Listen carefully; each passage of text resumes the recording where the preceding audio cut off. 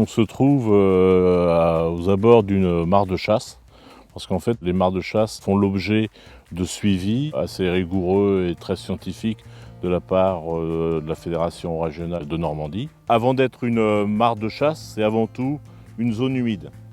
Et comme toute zone humide, elle joue un rôle important dans la biodiversité. Son intérêt écologique est important en particulier pour l'avifaune en période de migration, mais également de nidification. Mais pas seulement, car la mare de chasse est une composante importante dans le paysage. Elle accueille une mosaïque de plantes aquatiques, communes et parfois rares, et même protégées. Elle constitue également une zone importante de nourrissage de pontes et de refuge de nombreux insectes, amphibiens et poissons. Globalement, la mare de chasse est un réservoir de biodiversité très important pour les corridors écologiques. Alors, en Normandie, environ 2000 mares de chasse ont été recensées. Elles se trouvent sur le littoral, baie de Seine, baie d'Évé, baie du Mont-Saint-Michel, mais également au cœur des grandes zones humides de Normandie. Marais Vernier, boucle de la Seine, vallée de la Dive, isthme du Cotentin. Les chasseurs ont une responsabilité importante dans le maintien et l'entretien de leurs mares de chasse, car le chasseur est un acteur bénévole de la nature. Il aménage et gère sa propriété comme un forestier sa forêt. Mais très vite, la zone humide devient très attractive. Grâce à ce travail de terrain, de nombreuses mares ont été réhabilitées et sont aménagées sur l'ensemble de la Normandie. Je suis des protocoles nationaux standards et j'effectue en fait plusieurs passages où je fais des inventaires exhaustifs de chacune des espèces que je croise. Quand je fais des inventaires sur les mares de chasse, j'effectue des inventaires sur la flore, des inventaires sur les amphibiens, sur les reptiles, sur les oiseaux, sur les papillons de jour, sur les libellules et les demoiselles. Et pour les poissons, je pose des nasses pour savoir s'il y a présence ou non de poissons au sein de la mare. Et afin de compléter nos inventaires, nous effectuons des photos aériennes grâce au drone. Toutes ces données vont aller dans une base de données commune aux fédérations. L'objectif de ce travail, c'est de parler d'indicateurs.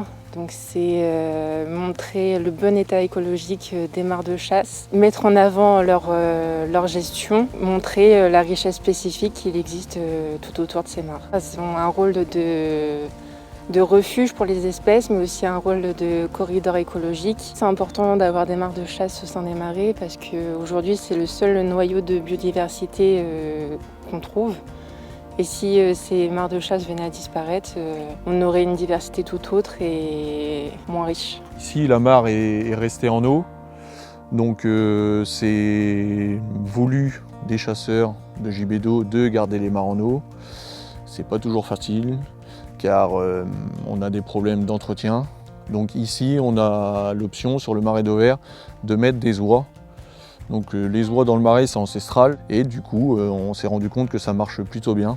Donc ça peut pas marcher sur toutes les mares de gabion, mais sur les nôtres, ça marche. Donc du coup, on les met début avril et on les enlève au mois de septembre. Donc du coup, c'est qu'on n'a pas d'entretien humain à faire. On n'est pas obligé de rentrer dans les mares pour faucher l'herbe. On laisse nos mares en eau pour une question déjà de biodiversité. Quand on a une mare de gabion qui est sec, il n'y a pas de vie sur la mare de gabion. On arrive au gabion, c'est un champ et il n'y a pas d'oiseaux, il n'y a pas de grenouilles, il n'y a pas de cigognes, il n'y a rien du tout. Que quand on laisse nos mares en eau, on se rend compte qu'il y a beaucoup de nidification. Il y a une vie qui est forcément sur la mare de gabion et autour. S'il n'y a pas les mares de gabion ou s'il n'y a pas les fossés qui sont curés, eh ben on se rend compte qu'il n'y a pas de vie dans le marais. Donc si on enlève les chasseurs et les agriculteurs qui entretiennent le marais, ça devient un endroit stérile pour la faune et la flore. À bientôt sur tvie.tv.